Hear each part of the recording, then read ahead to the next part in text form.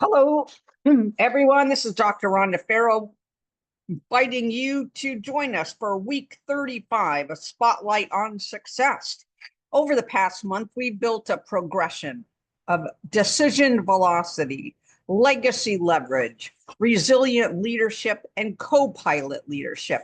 This week is about capturing all of those wins in a way your team can repeat consistently in a standardized manner, and that's through playbooks. Because speed without structure becomes chaos, and structure without adaptability, well, that's fragility. And so playbooks offer us a bridge towards overcoming both of those issues. Why do playbooks matter so much right now? And this is why this message is so urgent. Every leader I meet right now is experimenting with co-pilots, new tools, new workflows. But most of those wins die in the moment. They never get written down, shared, and sadly enough, repeated. But playbooks can solve all of that by capturing proven practices so that you're not constantly reinventing the wheel, by defining guardrails, what to do, and most of all, what not to do, and by making brilliance repeatable so that the whole team and organization rises, not just that one innovative person. So think of your playbooks as the bridge between one person's excellence and an organization's culture of excellence. So drop in the chat for hashtag spotlight on success. What's one win your team has had in the past 30 days that you'd hate to lose because you didn't document it for the rest of your organization to win by? So today we're also talking about codifying the co-pilot wins. Last week, many of you may have tested the co-pilot prompts or requests for you taking action in real-time workflows. Well, now it's time to codify that, templatize the prompt. What wording might have gotten the best results? Capture the use case. Was it a status update, a proposal draft, or a customer reply? Mark the guardrails when it's useful and when it's not. And most of all, store it somewhere where your shared team can harness and access it and build upon it. Perhaps there's a team library, a playbook digital binder, or even just a simple folder. While a single prompt in your head and actualize is extremely helpful to your organization, a shared playbook is ultimately transformational. So think of one co-pilot or AI use case you tried last year. How could you capture it in one sentence? And where can you place it? Post it and create a challenge in your organization to build and innovate onto something greater. Our play number 2, aligning with our 3-part DNA. Because every successful playbook should connect back to the DNA we've been building up these past weeks. Decision velocity. Does it help you and your organization move faster with clarity? Resilience. Does it create a more shock absorbent, less fragile organization or infrastructure? Legacy leverage. Does it turn your experience into an asset that you can ultimately scale?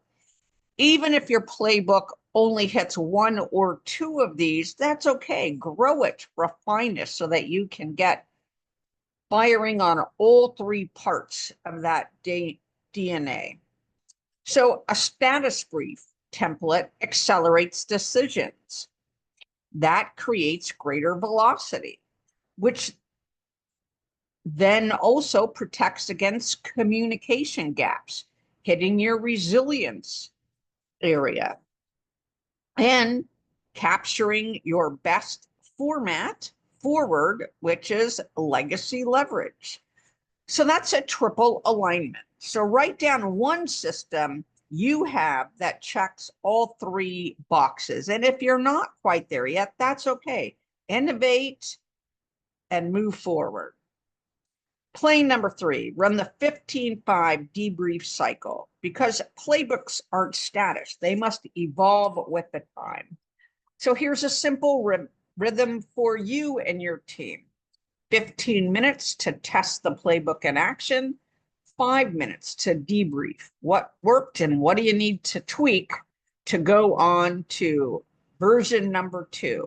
Save that off, and not just the original, because that's how you innovate for scale. We want you to build living playbooks that sharpen with every cycle. So remember, decision velocity, the decide, act, debrief, repeat loop. It takes the same cycle, and now you can apply it to your playbook. So if you had to run a 15-by-5 tomorrow, what workflow would you test it on? Let's go to play number 4, and that's make it transferable. Really, a playbook is only as good as its adoption. If it lives in your drawer, it dies with you. So the main ask when you're creating this is, how can we make it transferable to the greatest amount of people that can harness and use it to help us grow and scale? Well, you might want to teach it in a 10-minute huddle. You can pair it with a story or a use case or a visual that just burns it into people's head so that they remember the why.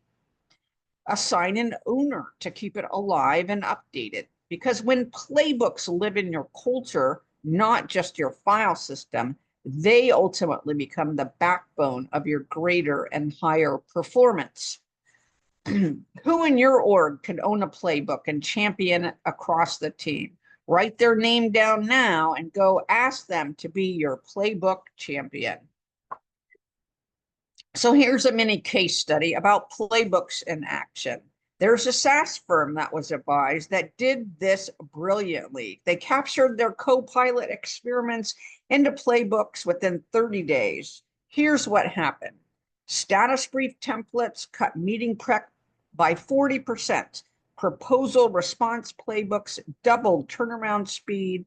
A resilience drill checklist reduced incident response time by 25%. Their secret wasn't AI. It wasn't even speed. It was the playbooks, because reusable clarity can become and it was their competitive edge.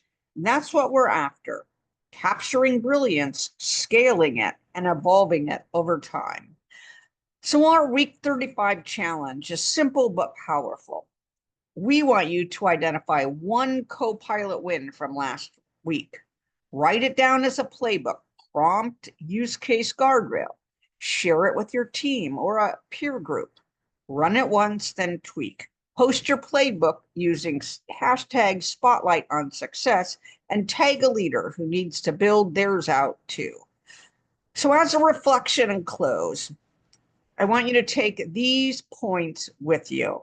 What win from last week is worth capturing before it slips away? How will I ensure this playbook lives beyond me and my tenure? Which part of your DNA, velocity, resilience, or leverage does it reinforce most? And most of all, who needs to read or hear about or utilize this playbook today? Here's the truth. Tools come and go. Crises rise and fall, but playbooks, well, once captured, shared, and evolved, become the architecture of your further sustained success. So don't just celebrate your wins, codify them, share them, and scale them.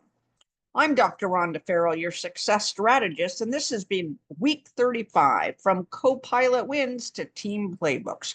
I'll see you in week 36, where we'll take these playbooks and look at how to build cultures of repeatable excellence that scale with greater impact and momentum.